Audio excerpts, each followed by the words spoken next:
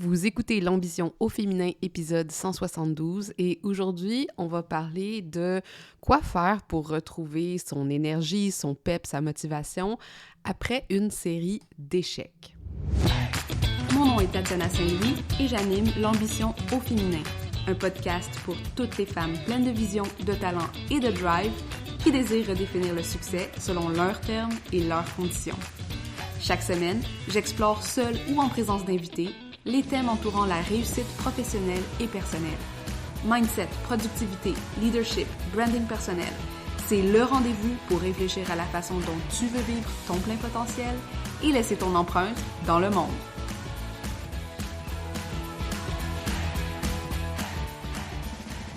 Salut les ambitieuses, comment ça va aujourd'hui?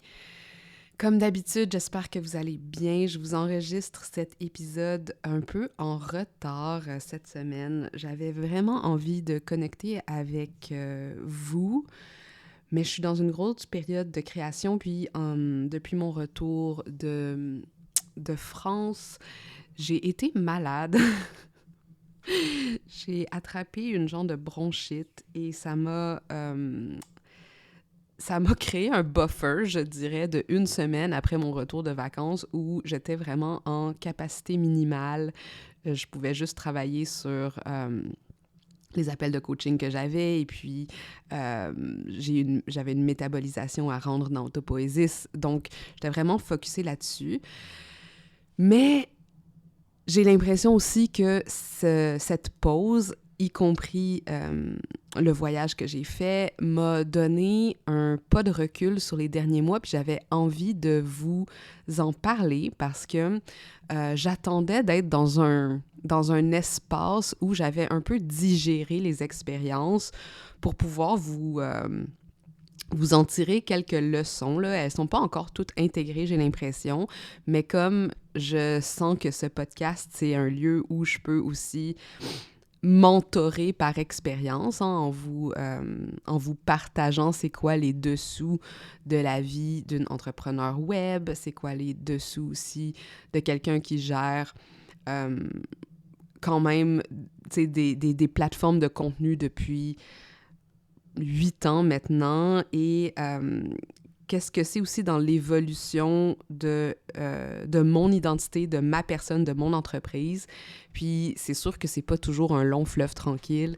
Donc pour moi, j'utilise aussi ce podcast un peu comme un journal où je peux vous partager ces expériences, ces aperçus, ces expériences de vie.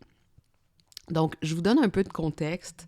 Les derniers mois, je dirais à partir du mois de janvier jusqu'à aujourd'hui, donc tout le début d'année de cette année, puis là, on est presque à la mi-année, c'est quand même fou. On va entamer le mois de juin très, très bientôt. Ça a été une période assez difficile pour moi à plein de niveaux, à des niveaux personnels. Je sens que, je suis pas encore rendue là, mais je vais avoir 37 ans cette année. Et puis, je sens qu'il y a eu comme une maturation au niveau de la perception de qui je suis, mais aussi, j'ai beaucoup, beaucoup travaillé sur des anciens traumas, sur des façons que j'évoluais dans le monde. Et là, je sens que je suis comme à un point où je dois laisser aller certaines identités passées et puis passer à une nouvelle phase de ma vie. Puis, je vous avoue que c'est un peu déstabilisant. Je me dis, est-ce que c'est la crise de la quarantaine en avance? Peut-être. Est-ce que c'est genre la post-pandémie qui... Peut-être. Bref. Fait que d'un point de vue personnel, il y a eu beaucoup de choses après les événements du 7 octobre avec l'attaque de Hamas en Israël et ensuite la rétaliation d'Israël sur Gaza. Ça m'a énormément déstabilisée. Puis moi, je suis pas quelqu'un qui écoute nécessairement les nouvelles assidûment, mais parce que mon travail est sur le web, parce que j'utilise beaucoup les réseaux sociaux pour faire des affaires, je suis aussi très en contact avec les conversations qu'il y a dans les cercles politique auquel j'appartiens. Puis là, à ce moment-ci, la business, la politique, le personnel, tout se mélange. Il n'y a plus vraiment de distinction entre ces sphères-là et je trouve ça vraiment correct. Mais tout ça pour dire aussi que dans les derniers mois, ben, avec toute cette tension au niveau politique, au niveau social, au niveau environnemental, j'ai eu des moments de grande anxiété, puis même que je dirais qui ont amené à une certaine paralysie où je me sentais de moins en moins safe à aller sur les réseaux sociaux. Pas parce que je me sens en danger personnellement. Naturellement, genre, mon sentiment de danger est rien comparé à ce que d'autres vivent, genre, dans le monde, puis je veux pas les mettre sur le même palier, mais n'empêche que, d'un point de vue très inconscient, je réagissais avec un type de paralysie où c'est comme, OK, genre, je vais ouvrir Instagram, puis je vais être confrontée bien souvent à travers l'algorithme à ces messages parce que c'est quand même quelque chose qui me tient à cœur de ne pas être en déni, de ne pas me masquer de la réalité. Ça fait partie du courage émotionnel que j'essaye de développer comme personne, mais aussi comment est-ce que je fais la limite entre là où je dois prendre soin de moi puis prendre soin de ma santé mentale et être investi dans la cause, investi dans la lutte. Et c'est quelque chose qu'il faut quand même apprendre à naviguer, surtout quand il y a des événements comme ça qui se passent. Pour moi, un des autres événements qui avait été très fort dans mon historique, ça a été quand il y a eu la vague de Me Too. Je m'attendais pas à être aussi affectée, mais ça m'a affectée à un niveau viscéral parce que c'est venu faire résonner certaines cordes personnelles de mes propres traumas. Donc, je vous raconte ça parce que c'est un peu genre la trame de fond aussi de ce qui s'est passé dans les derniers mois et comment je pense que je les ai vécus puis comment ça a affecté mon entreprise. Donc, il se passe ça en octobre, juste le jour avant ma fête. Moi, je suis née le 8 octobre, puis les événements sont arrivés le 7 octobre. Et il y avait tout ce côté aussi où, depuis l'année passée, je suis comme j'ai eu ce ping, cette notion que j'allais fermer Money Brand. Donc, il y avait des changements en préparation. J'étais en train de travailler sur mon nouveau programme Autopoésis, qui est aussi un shift. C'est un pivot qui était en préparation. Et il y a eu beaucoup de choses qui se sont mis en branle à ce moment-là, il y a environ 1 an, donc à la mi-année de l'année passée. Et là, j'avais décidé de fermer Money Brand et de focusser sur Autopoésis. J'avais commencé à travailler avec mon ami Rim Bouksimi qui avait intégré mon entreprise comme COO, donc Chief Operating Officer. J'avais besoin de quelqu'un pour se mettre au niveau des opérations parce que je voulais focuser sur la croissance de la business avec le nouveau programme. Je savais que ça allait demander de l'énergie et avec aussi ce qui s'en venait parce que, je ne sais pas si vous vous rappelez, peut-être que vous en rappelez pas parce que vous n'écoutez pas nécessairement tous les épisodes, mais j'avais aussi décidé de retourner à l'école et de faire des applications au doctorat.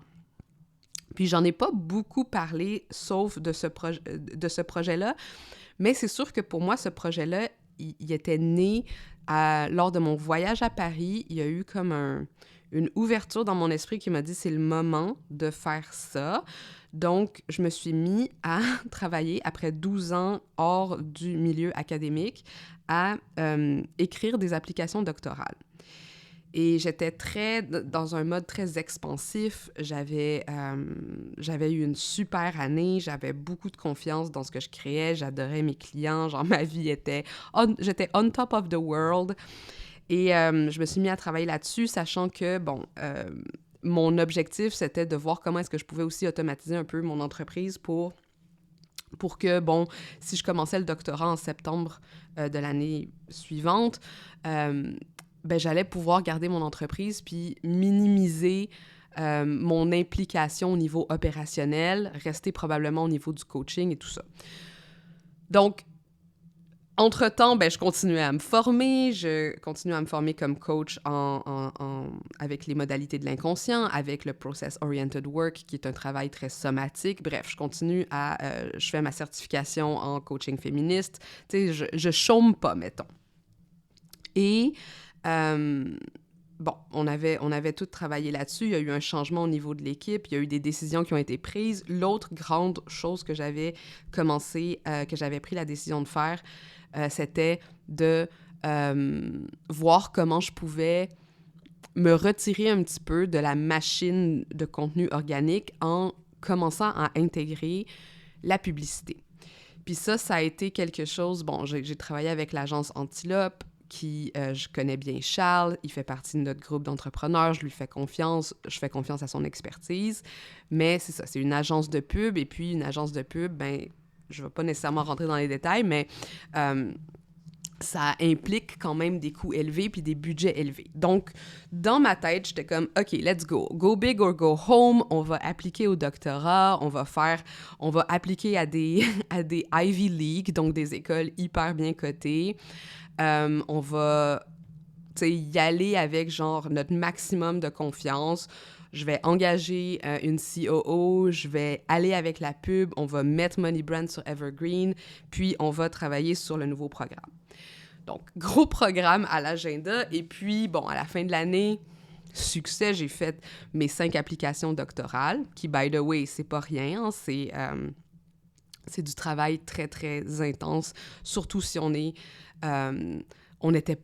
moi qui n'étais pas dans le milieu depuis 12 ans, il a fallu que je me replonge dans les livres, il a fallu que je réécrive tous mes CV, que je regarde comment j'allais parler de moi puis de mon expérience dans un contexte académique, que je fasse une proposition de recherche, que je réfléchisse à ma proposition de recherche, que je fasse une bibliographie, puis tout ça. Donc, il y avait comme un gros boost de travail. Entre-temps aussi, j'avais mes programmes à rouler, puis j'intégrais une nouvelle membre dans l'équipe pendant qu'on transformait un programme. Et là, l'année s'est terminée, tout se passait bien, j'étais encore genre 100% alignée. Et là, ce qui est arrivé, c'est que, à partir de janvier, février, on a lancé le nouveau programme. Le premier lancement s'est super bien passé. On a fait beaucoup un lancement en pré-vente avec des anciens clients puis des choses comme ça. Le deuxième lancement, moins bien passé. On n'a pas atteint nos objectifs qu'on s'était fixés, si bien que là, j'étais comme, OK, fait que là, on a comme pas nécessairement le cash flow qu'on s'attendait à avoir selon le type de lancement qu'on avait fait, selon les résultats qu'on avait eus par le passé avec ce type aussi de programme et de lancement. Ce qui est normal parce que c'est un nouveau programme, c'est pas le même type de message qu'on avait avec Money Brand, c'est quelque chose d'un peu plus abstrait, quelque chose, pas nécessairement plus abstrait, mais quelque chose avec lequel j'avais moins l'habitude de communiquer, fait que c'est un autre type de message. Puis c'est normal quand on lance un programme que le message n'est pas encore complètement affiné, puis c'est ça qu'il faut apprendre à travailler pour éventuellement le vendre, puis ça fait partie de la game, puis bon. Mais là, ce qui est arrivé aussi en janvier, c'est que j'ai commencé à recevoir mes réponses doctorales, donc premier refus, deuxième refus, et éventuellement, jusqu'à la dernière minute, je m'attendais quand même encore à être acceptée à au moins une école, mais j'ai eu un full house de refus. Et bon, je peux pas... c'est sûr que c'était une option, une possibilité à laquelle j'avais pensé, mais honnêtement, au fond de moi, je pensais quand même qu'au moins une des universités allait m'accepter, sinon plus. OK? Puis c'est pas une question de « Ah, j'ai mis tellement d'efforts » ou des choses comme ça. C'était aussi une question de les professeurs avec qui j'ai travaillé. J'ai fait réviser aussi mes travaux, j'ai eu des entrevues avec certaines de ces universités-là et il semblait y avoir une ouverture pour le sujet de recherche puis pour le type de profil que je proposais. Et donc, c'est arrivé un peu avec une surprise et ça a complètement naturellement dévié mes plans parce que moi, je m'attendais à commencer un doctorat en septembre, et puis finalement, bon, c'est pas ça qui se passe. C'est pas comme si non plus... bon, je vais être honnête, ça m'a donné un petit choc. Un petit choc, c'est peut-être... ça m'a donné un choc, disons-le comme ça, parce que ça m'a confrontée à la réflexion à qu'est-ce que je voulais à partir de ça, puis pourquoi est-ce que je voulais faire le doctorat, est-ce que je voulais continuer à réessayer dans les prochaines années, c'était quoi mon objectif avec ça, puis pourquoi j'avais ressuscité ce projet-là qui avait été en dormance pendant 12 ans. J'ai pas encore toutes les réponses. Ce que je sais, c'est que le fait que je vous en parle aujourd'hui, ça veut dire que je suis en train de get over it, que je suis en train, genre, de passer à travers ce choc-là. Puis, tu sais, peut-être pour vous, c'est juste comme, mais oui, mais Tatiana, des applications doctorales, c'est pas tout le monde là, qui... Tu sais, il y a beaucoup de compétition, puis c'est des écoles compétitives, puis tout ça, puis je comprends tout ça. La chose, c'est vraiment, comme, pour moi, vivre cet échec-là, c'est un échec qui venait ouvrir une ancienne identité. Et donc, il y avait un travail très personnel à travers cet échec. Puis là, je le mets entre guillemets parce que je sais, c'est des refus, c'est pas nécessairement des échecs, parce que bon...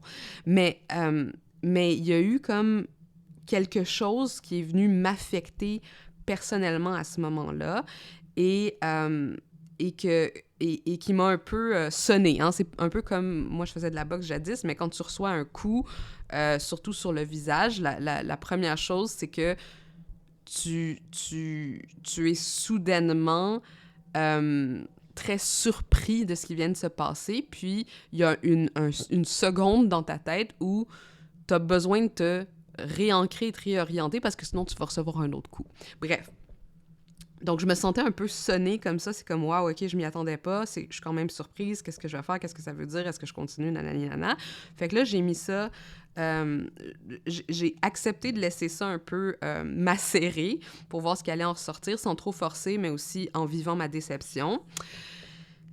Et parallèlement, ce qui se passait, c'est qu'il y avait une série d'autres échecs, encore une fois, entre guillemets, parce que c'est des expériences qui n'ont pas nécessairement conclu de la façon que je m'y attendais, où j'ai dû cesser la collaboration avec l'agence de pub parce que le funnel sur lequel on faisait la pub n'était pas rentable.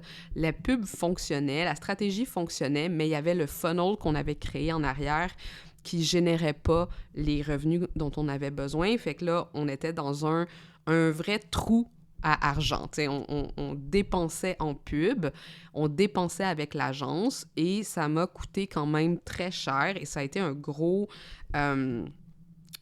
trou dans mon budget parce que nous, on s'attendait qu'après une durée de 4 à 6 mois, on commence à voir le retour sur investissement, mais ce retour-là n'arrivait pas, donc on a dû prendre la décision de faire comme, OK, on pause parce que là, on n'a pas genre un funnel rentable et faire de la pub, ben ça nuit plutôt que ça aide en ce moment. Donc, il faut qu'on aille faire du travail pour déterminer où on doit améliorer. C'est pas une question de pub, c'est une question au niveau du funnel. Donc, il y a eu cet investissement-là qui était quand même risqué, mais on pensait qu'il n'était pas aussi risqué qu'il l'était, dans le sens qu'on pensait avoir le retour sur investissement. On n'a pas eu le retour sur investissement. Ça fait partie, genre, de l'entrepreneuriat aussi, de faire ces moves-là. Donc, il y a eu ça, il y a eu le doc, et aussi, il y a eu RIM, qui avait comme travaillé avec moi pendant environ 4 mois. Finalement, ses circonstances personnelles ont changé. Elle a pris la décision qu'elle ne pouvait plus travailler avec moi et avoir toutes les autres responsabilités qu'elle avait. Ça n'a pas été un conflit, ça a juste vraiment été comme « je peux pas continuer ». Et ce qui était déstabilisant aussi, parce que ça aussi, c'était un autre petit OK, je reçois un autre jab dans le ring, c'est qu'on venait d'engager Marion, ma nouvelle assistante, et là, ben, on était un peu... Tu sais, tout le monde était nouveau, tout le monde travaillait dans des nouveaux projets, puis les projets aboutissaient pas dans les choses qu'on voulait, tu sais, dans les résultats qu'on s'attendait à avoir. Donc, on a suivi une autre embauche d'un autre d'une OBM, ça n'a pas fonctionné à ce niveau-là. Donc, comme vous pouvez l'imaginer, ça aussi, ça crée du stress sur les dépenses, parce qu'engager des personnes, c'est probablement la plus grosse charge qu'on a. En plus qu'on avait la publicité à ce moment-là, qu'on avait le lancement qui renvoyait pas les résultats dont on s'attendait. Et personnellement, ce qui se passait avec mon refus au doctorat et avec la situation globale dans le monde. Bref. Donc, c'était vraiment un moment pour moi où je me sentais comme dans le ring, où j'avais peut-être, tu sais, pris trop confiance, puis j'avais perdu un peu le sens de la réalité. J'ai pris des grands risques. Je vais pas me taper sa tête pour ça, mais après ça, c'était comme, OK, genre, une fois que j'ai comme eu une bonne série de coups de poing, comment je fais pour me relever, comment je fais pour me réancrer. Puis là, c'était la phase que j'appelle la phase... là, c'était le contexte, mais là, la première phase que j'ai dû passer à travers ça, ben, c'était vraiment juste d'absorber le choc.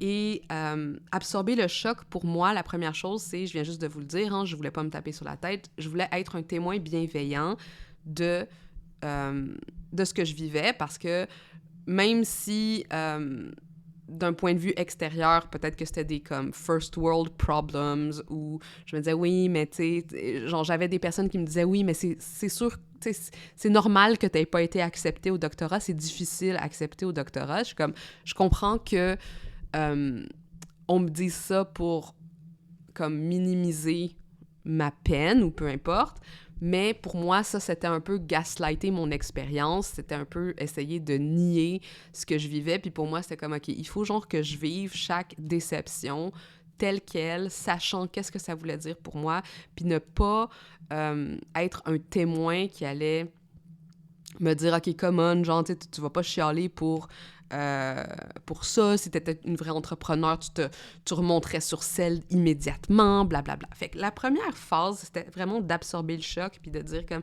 OK, genre, je suis un témoin bienveillant, je vais changer de métaphore de la boxe puis rentrer peut-être dans la métaphore du vélo, ou je sais pas. Je suis tombée, genre, de mon vélo de montagne en descendant une côte. OK? J'avais, genre, pris de la vitesse, j'avais de l'accélération, je suis tombée, puis là, genre, le moment, c'est pas de se dire comme « let's go, j'ai une course à finir », c'est comme « wow, OK, genre, tu viens de tomber, tu viens de te faire mal, puis on va juste absorber le choc, faire l'état des lieux. » Donc, c'est pas le temps ici de faire ma toffe et de me juger d'être tombée, puis ça, je pense que c'est vraiment important quand on navigue à travers des périodes difficiles, c'est de prendre le temps de respirer là-dedans aussi, puis des fois d'avoir à vivre les émotions négatives qu'on a à vivre. Puis les émotions négatives vont pas nous tuer. La chose à laquelle il faut faire attention ou être très présent, c'est quand les pensées commencent à être noires et récurrentes. Fait que là, c'est là que ça devient important d'avoir un système de support, que ce soit genre des coachs, des mentors, des psychologues ou des amis entrepreneurs avec qui parler, parce que ça fait mal. On va pas nier le fait que ça fasse mal, puis ça fait pas de nous une personne plus faible, ou ça fait pas de nous une personne qui a un moins bon mindset ou des choses comme ça, si on dit que ça fait mal. Donc, dans mon cas à moi, c'était vraiment genre de faire comme, OK, j'ai mal, j'ai mal, mon ego a mal, c'est pas nécessairement genre une mauvaise chose de l'admettre, et là, on est juste dans cette situation-là. Éventuellement, il va y avoir quelque chose qui va venir après, mais pour le moment, genre, c'est comme, il va falloir mettre de longs gants, faut qu'on s'occupe, genre, de là où ça fait mal. OK? Ensuite, je suis rentrée dans une autre phase qui était un peu une phase de vouloir continuer comme rien n'était. Si on reprend ma métaphore du vélo, c'était comme me dire, OK, j'ai mal, mais je vais remonter sur mon vélo, puis on va voir si ça se règle par lui-même. OK? Donc, dans mon cas à moi, ça s'est manifesté. Bon, on a arrêté avec l'agence de pub, mais là, je me suis dit, OK, qu'est-ce que je fais? Je vais revenir à ce que je faisais avant. Donc, j'ai refait un challenge, j'ai revendu Money Brand, j'ai réouvert Money Brand, en fait, un peu sans avertir personne, ce qui était, en rétrospective, la même vision que de remonter en vélo, mais avec une jambe qui a besoin, genre, d'être mis dans le plâtre. C'était pas nécessairement la bonne décision en rétrospective. C'était une décision que j'ai faite un peu à la hâte, en essayant, genre, de faire comme si de rien n'était, ou comme si, genre, il fallait juste revenir à ce qui était là avant. Mais c'est pas toujours le bon move. Souvent, quand on a eu une série d'échecs comme ça, ce qu'il faut comprendre, c'est qu'on ne revient pas dans une période avant ça, mais on doit comprendre comment on va fonctionner maintenant que ça s'est passé. Qu'est-ce que ça va changer pour le futur? Et ça veut pas dire en fait, ça veut jamais dire on ne peut jamais revenir en arrière. On peut jamais revenir en arrière. On peut changer de décision. Je peux facilement dire comme, you know what, genre, j'ai voulu fermer Money Brand, mais Money Brand, je pense que c'est un programme qui est vraiment... qui a beaucoup de valeur, qui a aidé beaucoup de gens. Il y a des choses que je veux changer dans ce programme-là, mais... bref, vous comprenez le principe, c'est... On peut revenir sur certaines décisions, mais on prend toujours une nouvelle décision, on ouvre toujours de nouvelles possibilités à partir de ce moment-là. Fait que, tu sais, dans mon cas à moi, je pense que de vouloir continuer comme si de rien n'était ou essayer, genre, de répliquer ce qui était avant la chute ou avant l'échec, c'est pas du forward thinking. Puis c'est normal parce que quand on est encore en train de penser ses plaies ou qu'on est en train, genre, d'absorber le choc, on n'est pas nécessairement dans un lieu où on peut avoir la clarté d'esprit pour savoir qu'est-ce qu'on veut faire après. Parce que peut-être que la douleur est trop grande. Encore une fois, je ne m'en veux pas d'avoir essayé quelque chose. Ceci dit, pour moi, c'était clair que le plus gros qui avait été affecté, c'était au niveau mental. C'était au niveau, genre, de cette impression que tout s'abattait sur moi, que j'étais une victime des circonstances, que j'étais pas capable... Tu sais, que justement, je m'étais faite tabasser ou que j'étais très poquée et que j'arrivais pas à me relever et puis que j'avais besoin que quelqu'un vienne me chercher en civière. OK? C'était comme ça que je me sentais. Donc, qu'est-ce qui est arrivé, c'est que à un moment donné, j'ai réalisé que c'est genre, OK, il faut... Je suis sur la civière, je suis dans l'hôpital. Vous excuserez toutes mes métaphores, là. Je trouve ça beaucoup plus facile de penser en métaphore, des fois. Mais maintenant, OK, que je suis sur mon lit d'hôpital puis que je suis en train, genre, tu sais, de recevoir la médication ou peu importe ce que j'ai besoin, à ce moment-là, c'est pas le temps d'essayer de remonter sur le vélo, de faire de la physio puis des choses comme ça. Le temps, à ce moment-ci, c'est de lâcher prise.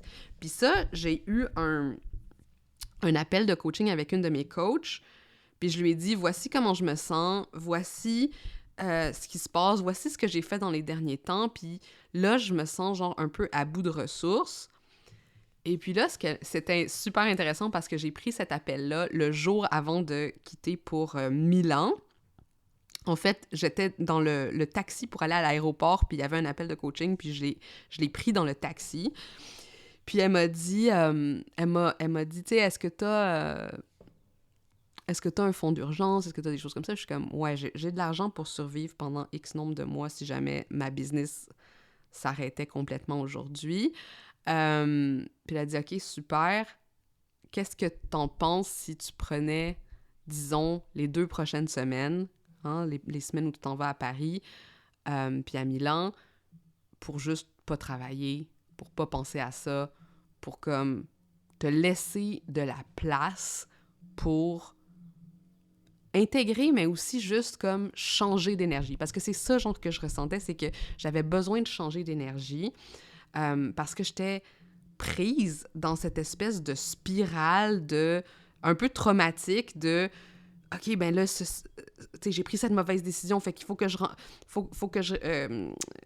il faut que je fasse quelque chose pour la régler, puis blablabla. Puis ça devenait comme une spirale où j'arrivais pas à prendre du recul puis faire comme OK, c'est quoi notre plan? Comment est-ce qu'on fait, genre, pour réfléchir à ça d'une énergie qui n'est pas une énergie, genre, de peur, de manque où mon ego est super impliqué. Puis là, j'ai fait comme OK, je m'en vais à Milan, je m'en vais à Paris, je m'en vais seule. Oui, je vais avoir des appels clients, mais je me suis donné comme objectif de juste être ouverte. Hein? De juste être ouverte à ce qui allait se passer pour moi, ce qui allait s'offrir à moi, sachant que j'avais un système que j'avais mis en place exactement pour ces moments-là.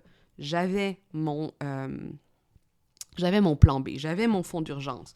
Si mon fonds d'urgence ne suffit pas, j'ai une assurance invalidité si jamais je fais un burn-out ou des choses comme ça. Si jamais ça ne fonctionne pas. J'ai un mari qui peut pas. Bref, j'ai plusieurs seuils de sécurité qui me permettent de pouvoir être sur mon fameux lit d'hôpital ou peu importe, dans ma cure de régénérescence et prendre le temps de changer l'énergie, hein, de lâcher prise, puis de me réouvrir aux possibilités. Parce que là, j'étais dans une période de contraction, c'est comme ça que je le sentais, j'étais comme tout va mal, de rien qui fonctionne, nanani, les gens m'aiment pas, blablabla, genre toutes les pensées négatives.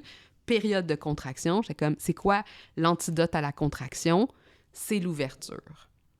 Si je veux sortir de cette contraction, il faut que je fasse relâcher mes muscles, il faut que je relâche la tension et que je lâche prise. Et là, dans cette expansion-là, je me suis dit, OK, quoi de mieux pour lâcher prise, pour se laisser porter par les désirs que mon voyage que j'ai planifié en Europe. Fait que je m'étais consciemment donné comme objectif dans ce voyage-là d'être ouverte. Si quelqu'un m'invitait à aller prendre un café ou à faire quelque chose, j'étais comme « Est-ce que j'ai envie? Oui, let's go. » Si quelqu'un m'invitait au resto puis je voyais quelque chose sur le menu que j'avais envie de manger, est-ce que ça va me procurer une sensation plaisante? Est-ce que j'ai envie de ressentir ce plaisir? Oui, let's go. Fait que je me suis vraiment autorisée ce moment de connecter avec le plaisir de ma vie, tu sais, puis genre de me rappeler, je suis ici à Paris grâce à mon entreprise, je suis ici avec mes clients, je suis ici avec mes coachs, je suis ici avec toutes ces choses que j'ai créées pour moi-même et je peux les recevoir sans avoir à me soucier à qu'est-ce qui vient après. Genre, ça a été comme une bulle dans l'instant présent dans lequel je me suis ouverte aux expériences. Puis de là est née aussi une grande réflexion autour du luxe dont je vais parler dans la masterclass Luxe Énergie que je prépare pour la semaine prochaine. Hein. C'est encore le temps de s'inscrire si jamais vous voulez y rentrer parce que pour moi, il y avait une énergie du luxe que je ne ressentais pas avant d'être ici, avant de prendre cette décision. C'était une posture mentale dans laquelle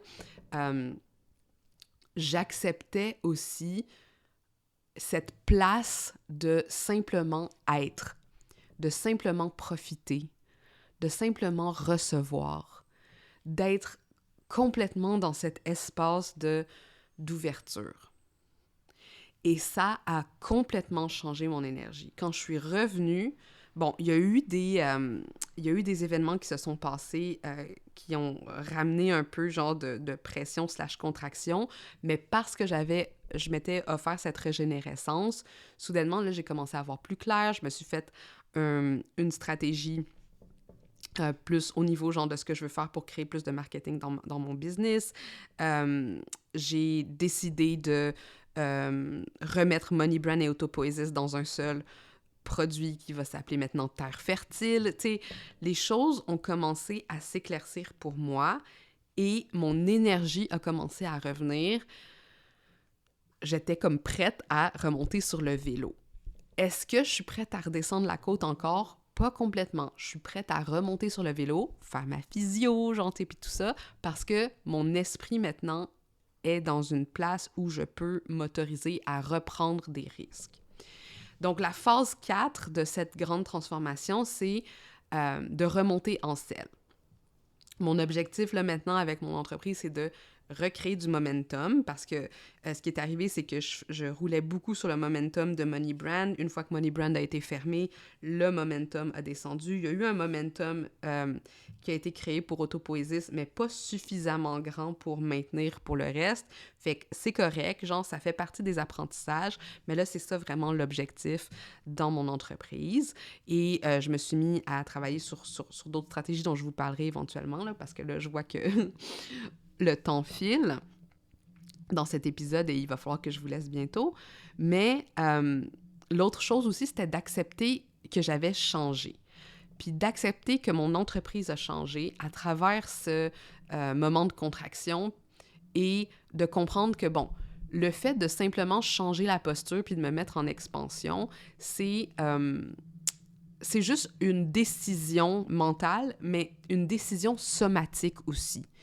C'est une décision somatique de réduire la pression du contrôle et de ouvrir ses antennes aux possibilités parce que, après tout, c'est ça le skill de l'entrepreneur, puis de me rappeler que j'ai pas piloté une entreprise pendant 8 ans parce que je ne l'avais pas, ce skill-là. Je l'ai, ce skill. C'est juste qu'il faut que je sois à un degré, d'ouverture qui me permet de saisir cette information, ces intuitions-là. Donc là, ce qui se passe, c'est accepter de se remettre dans les souliers du débutant aussi parce que on doit pratiquer cette nouvelle identité. Hein? On est une nouvelle personne sur le vélo. On a les mêmes skills qu'on avait avant, mais là, maintenant, cet échec ou cette chute ou peu importe, elle nous a appris des choses qu'il faut accepter, qu'il faut intégrer et pas nécessairement les transformer en peur, mais les pratiquer comme « OK, ça fait maintenant partie de mon identité de adepte de vélo de montagne ou d'entrepreneur et comment est-ce que je vais le transformer en richesse plutôt qu'en handicap. » Et là, c'est ici que la discipline devient importante aussi parce que on crée... pour moi, du moins, la discipline devient importante parce que quand on veut pratiquer des nouvelles choses, on veut pratiquer des nouvelles identités, la discipline est essentielle pour créer des nouvelles habitudes, des nouvelles pratiques, des nouveaux horaires. Parce que c'est un peu comme la physio, c'est un peu comme remonter en selle, c'est toujours la même chose. C'est comme on peut pas se baser sur ce qu'on a fait dans le passé, on doit maintenant se baser sur ce qu'on va faire dans le moment présent pour créer le futur. Et à travers tout ça, c'est super important aussi de continuer à s'occuper de son mindset et de sa santé. Pour moi, ça va faire partie aussi de mes habitudes, ça va faire partie de mes pratiques. Et puis, bon, c'est sûr qu'au début, c'est un peu déstabilisant là, parce qu'il faut choisir lesquels on va prioriser. Mais je sais que dans mon cas à moi, c'est une façon de remonter sur selle et de faire confiance que je suis pas... C'est pas parce que je remonte sur selle après un incident que j'ai comme tout oublié qui j'étais jusqu'à présent. Donc voilà, c'était un petit peu mon histoire de shift énergétique à travers un échec et remonter en selle. C'est sûr que, bon, je voulais vous raconter ça avant, d'être complètement, et maintenant, je fais des mois à 100 000 et nanani nanana. Mais je sais que c'est important aussi dans des périodes qui sont peut-être un peu plus difficiles ou dans lesquelles vous avez reçu des chocs, vous aussi peut-être émotionnels, peut-être au niveau de votre entreprise, au niveau des changements qu'il y a au niveau de l'industrie, de voir comment est-ce qu'on fait pour justement reprendre son leadership de soi et se remettre dans une posture de praticienne, d'entrepreneur et le faire dans le respect de soi sans se forcer non plus à... montrer qu'on est plus forte, qu'on est... Tu sais, mais le faire à son rythme aussi, puis le faire dans le respect aussi de ce qu'on vit. Donc, voilà ce que j'avais pour vous. C'est sûr que je suis toujours heureuse d'entendre vos retours, vos feedbacks, et on se parle bientôt sur un autre épisode. Bonne journée! Hey! T'es encore là? Ça veut dire que l'épisode t'a plu. C'est vraiment cool, ça. Est-ce que je peux te demander quelque chose maintenant? Aide d'autres femmes comme toi à découvrir le podcast en déposant des étoiles d'appréciation pour l'ambition au féminin. Sur Apple Podcast, c'est facile, défile tout en bas de la page de l'émission où tu vois les avis et tape sur le 5 étoiles pour faire exploser mon cœur de joie. Sur Spotify, c'est encore plus simple. Navigue sur la page du balado et tape l'icône en étoile en bas de la description. Merci d'avance, je t'apprécie beaucoup.